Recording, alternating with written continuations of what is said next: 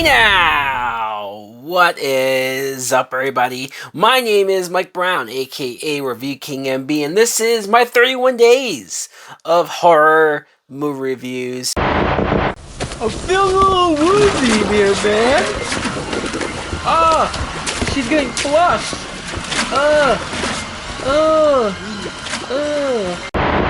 And here's a movie that I only became aware of after it came out. And it's on Amazon Prime. So I just said, fuck it, right? The poster says, from the producers of Megan and Happy Death Day. Both movies I very much enjoy. But it's producers. It's not the director. It's not the writers from those same movies. So I had to also be a little wary. I am talking about a film called Totally Killer. This is directed by Nahnatchka, I think I got that right, Khan. And the plot, let me try to summarize this without giving too much away. So there were a bunch of killings that happened in this town back in 1987. And a few people, like teenagers, died. And then nothing. So now, present day, we meet this girl, Jamie, played by Kiernan Shipka, who I instantly saw her and thought she looks so familiar, but I couldn't quite place it. I looked her up and said, oh, she's from Riverdale and Sabrina, the Netflix reboot thing. I never watched those, but I definitely have seen her face before. She's great in this movie, by the way. And her mother gets brutally fucking killed. Like, it's so horrible. The movie, for the most part, is fun and comical. It's not parody, but it's definitely more on the lighthearted side. But when it comes to the horror, when it comes to the kills, when it comes to every time somebody gets stabbed to death, it's like Scream for that one particular sequence or scene. So yeah, brutal. And it just so happens that Jamie's best friend is a genius and is able to create a time machine that brings her back to 1987. So before the original murders takes place, she has to try to stop the original killer so that it also prevents the death of her mother.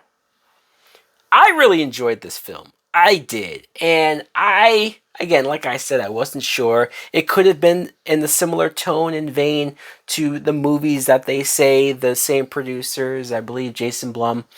But there's also bad movies that it could just be putting that name on there. And it's like, hey, go watch our film. And you watch it and it's an hour and a half, or in this case, hour 45 minutes that you've wasted. But thankfully, this was not the case. I found myself, like at the beginning, when you see the first kill, you think, fuck, that was hardcore. That was brutal. That was gnarly. And then when you jump into the time travel, when the main character winds up in the 80s, that's where it gets more fun. It's not slapsticky goofy, right? It's not over the top goofy. I thought the humor worked when they tried to use it.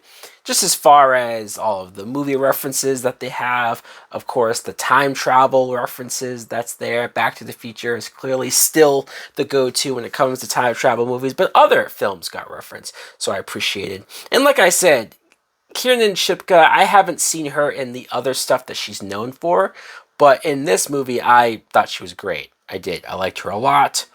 And yes, the time machine whole angle might sound silly just when you say it out loud, but when you watch it, you kind of just have to go with it. Besides the time travel element, the movie itself, like the plot of it, the whole her mother dying and her sort of going back to try to see if she can save her, it reminds me a lot of a smaller horror movie that if you don't know it, you haven't seen it, called The Final Girl. Or Final Girls. And it's a very similar thing of a young teenage girl who her mother dies and she has to go. In that case, it's a movie that she goes into that her mom acted in, but she gets to interact with her mom. Either way, it was very similar and it gave me a lot of those vibes. But this film, I liked seeing the main character interact with the young teenage version of her mom, Olivia Holt, another actress that I thought looked familiar, and I have seen her in things. I thought that dynamic was great. Also, the older version of her mom is played by Julie Bowen, who I liked how her character sort of had that. You don't get a lot of time with her, but she has that whole I've been through some shit and I can take care of myself type attitude and vibe. I would have even liked more of that. The killer's mask, at first I saw it and thought it looked super goofy and silly, and I'm like, how is this supposed to be scary? But for whatever reason, whenever you have a serial killer in a movie wearing a mask, it can be any mask. Happy Death Day, hell, had a baby's face for a mask. Whatever it is, when you have a killer just with the same mask expression on its face, and he's going around doing dastardly things, murderous things, it's creepy. It turns creepy, no matter what the mask is. And another thing I liked is that it was set in the 80s. Yes, that's a thing that you see a lot, TV shows, movies, that the 80s is the go-to era that we go back to because it was fun and there's a lot of cool things to reference. Nostalgia. But I like that they seem to spend more time of sort of pointing out how problematic the 80s were, given how people acted towards each other, how people talked to each other, or just some of the stuff that was done. It's not preachy. It's not like, hey guys, rah rah. It's not like that. It's just obvious things that you kind of have to point out if you can. So, yes, I had fun with Totally Killer. I would definitely recommend it if you haven't seen it. And it helps that it's on Amazon Prime. You can just fucking watch it at your house, man.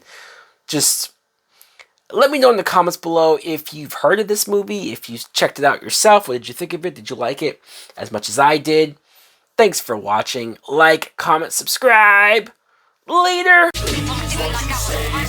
Souls taken over by a devilish path. You got me walking on broken glass. Kicking down the door with a Jason mask. With a deck done machete, but you motherfuckers know it's heavy. Anytime you're ready, you can get you with a Bowie. Setting up to blow me, but the bitch don't know me. Who's going? I'm going. You know, I know that the man in the mirror is my next rival. Time goes and I never thought I'd live it so fast. Staring at the world from the end of my glass. Turned into a dark place, severed my brain. And I dropped out of class.